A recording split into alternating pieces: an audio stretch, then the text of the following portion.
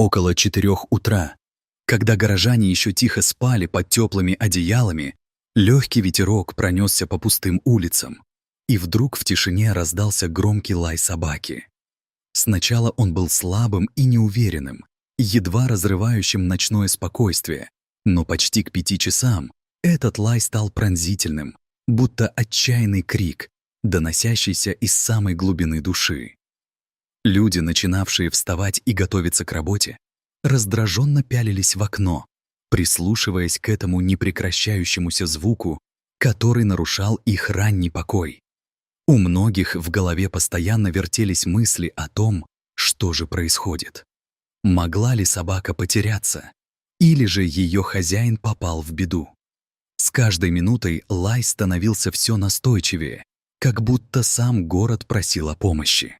Примерно в 5 утра, когда первые жильцы начали выходить из своих домов с ярко освещенных подъездов и потянулись к автобусным остановкам, среди них оказались мужчина и женщина, скорее всего, супруги.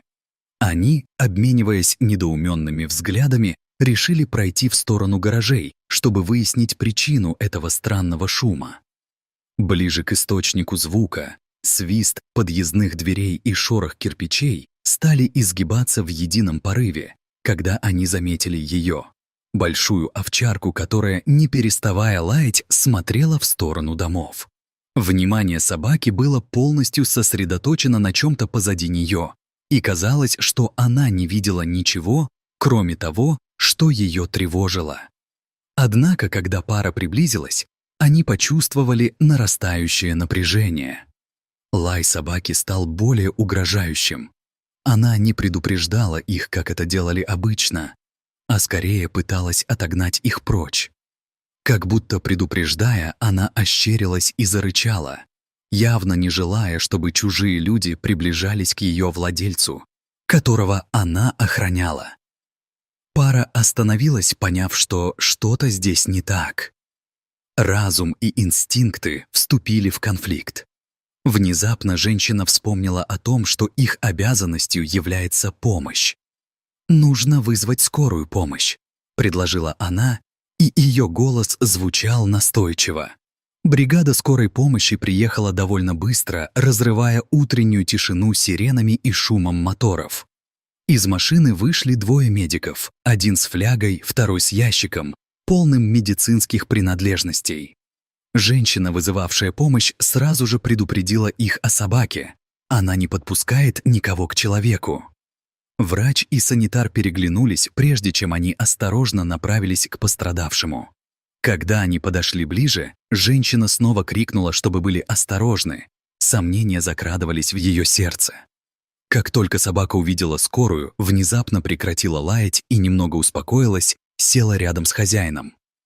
Врач пригляделся к пострадавшему, проверяя его состояние, и произнес: «Что думаешь?» Второй медик ответил: «Похоже, пускает. Попробую подойти. Если что, пшикну из баллончика». С этими словами он медленно поставил ящик с лекарствами на землю, присел рядом с пострадавшим, все время удерживая собаку в поле зрения. Она сидела спокойно. Глаза ее были нацелены на него, и в них читался призыв о помощи. Пульс у мужчины был слабый, но был. Он выглядел молодым человеком, не старше 35, но, к сожалению, потерял много крови. Ранение находилось в области живота. Один из медиков вскрыл аптечку и начал перевязку. Второй уже наготове держал шприцы. Пронзающий взгляд собаки следил за каждым их движением. Она не отводила глаз от служителей медицины, как будто решала, стоит ли им доверять, и если да, то какого рода это доверие. К тому времени уже собралась группа зевак, человек 15. Никакой из них не решался подойти ближе. Все держались на расстоянии, наблюдая за драмой, разыгрывающейся любящими и домашними инстинктами. Один из санитаров сбегал за носилками и аккуратно положили пострадавшего, загружая его в машину. Вопрос с собакой остался открытым. Взять ее было нельзя. Водитель и врачи переглянулись. Она смотрела на них, они — на нее. Но регламенты есть регламенты. Дали команду забрать пострадавшего, и скорая осторожно покатила по ухабистой дороге, оставляя за собой след быстрого, но короткого утра. Собака рванула следом, то отставая, то догоняя, и это было словно животное не хотело расставаться со своим хозяином. Она не могла оставить его, даже когда ее шаги подвергались угрозе. Раненый мужчина, ее преданный владелец, был для нее ничего иного, как маяк надежды и равновесия. До больницы было недалеко. Перед шлагбаумом машина остановилась. Охранники подняли преграду и смотрели с любопытством. Водитель, выглянув в окно, сказал одному из них: «У нас раненый. Эта собака к его». «Ну и что? Что я, по-твоему, с ней делать должен?» Пробурчал охранник на посту и затем на мгновение, как будто потеряв контроль, шикнул на пса. «Стоять! Фу! Нельзя! Сидеть!» Эти команды немного сбили овчарку с толку, и в тот момент, когда она повернула голову, стало видно, что она обдумывала, что именно делать. Она остановилась, села перед шлагбаумом и провожала машину взглядом, полный тоски и надежды. Посидела немного, но затем отошла к забору. Там ей было удобнее наблюдать за въездом и не мешать движению. Сначала охранники внимательно следили за ней, заставляя себя ожидать, что собака может попытаться проскользнуть внутрь. Но затем, поняв, что она никуда не собирается, лишь иногда поглядывая в их сторону, они решили, что можно немного расслабиться. «Что делать будем?» — спросил один из них. «Ничего. А что ты предлагаешь?» «Ну, она ведь тут лежит. Долго же?» Удивился второй, при этом глядя на собаку. «Да кто ее знает? Может, поваляется и уйдет». «Не похоже. Она умная. Неужели правда будет ждать?» Его голос был полон озадаченности. «Сколько ждать? Если с тем мужиком все плохо, так она и не дождется». По его словам чувствовалось беспокойство. «Жалко. Может, еды ей вынести? Ты только прикорми ее тут. Вылетим с работы». Раздраженно ответил охранник. «Ну и что теперь? Пока ничего. Посмотрим. Не уйдет. Будем думать». Солнце взобралось высоко над горизонтом, вытаскивая день, выпуская птиц, а собака все так же лежала у входа в больницу. Началась смена охраны. Пришедшим объяснили ситуацию с собакой. Один из новых охранников кивнул и озвучил: «Я схожу, узнаю, как там парень. Заодно объясню ситуацию, чтобы отлов случайно не вызвали. А то по камерам глянут». «Не прикармливай!» Гулко прозвучал ответ, и собеседник только усмехнулся. «Ага, пусть тут под забором и сдохнет», язвительно произнес он, глянув на пса, следившего за всеми с шершавым, надеждой полным взглядом. Собака смотрела на всех, кто ее обсуждал, и как будто понимать происходящее не оставляла своих мест, едва ли могла оторваться от своего долга. Через 40 минут охранник вернулся с известием. «Ну что? Как он?» «Оперировали. Сейчас в реанимации. Говорят, состояние стабильно». Его голос звучал озадаченно. «Вот, притащил из столовой. Котлету, сосиску, водички. Но кормить-то нельзя. Эй, иди сюда!» Позвал он собаку, поставив миски у дерева у обочины, но она не подходила. Смотрела на него с одобрением, но оставалась верна своему долгу.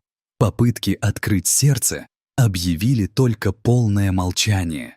Охранник, разочарованный, произнес свои мысли. «Подойди, ешь, пей хотя бы. Можно? Возьми». Собака встала, но осталась на месте. Посмотрела на человека, потом на миски, затем снова села, отказываясь предать своего хозяина. «Ну, как хочешь». Охранник, чувствуя растерянность, вернулся к будке, убирая с глаз наблюдательного пса. Прошло несколько часов, собака наконец-то решилась и медленно подошла к миске, понюхала еду и жадно начала лакать воду. Она, чудо оздоровления, вернулась к жизни, но без своего хозяина это было все равно решением. Прошла неделя, прежде чем охранник осведомился о ее состоянии. Каково же было недоумение, когда он понял, что ее хозяина 2 дня назад перевели из реанимации в палату. Он уже шел на поправку, но узнать, что с его собакой, было не у кого.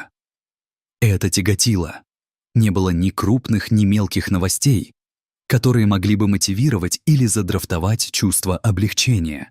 Тем не менее, Альма после того, как он окончательно остановился, перебралась от забора к деревьям. Охранник, понимая связь между ними, продолжал подкармливать ее понемногу.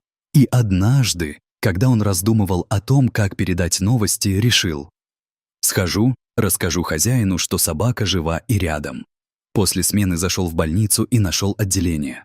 В палате было 4 койки, на 2 лежали пациенты. Один лежачий, другой в спортивном костюме уткнулся в телефон. «Здравствуйте! Вы Алексей Фомичев?» произнес охранник, любопытствуя, когда мужчина поднял взгляд. «Да. А что случилось?» С тревогой отозвался Алексей. «Не волнуйтесь. Я охранник из больницы. Хотел сказать, ваша овчарка, она все еще здесь». «Почему была?»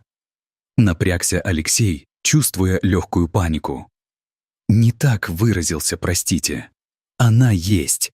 Все время возле въезда лежит. Сейчас отошла чуть дальше, но никуда не уходит.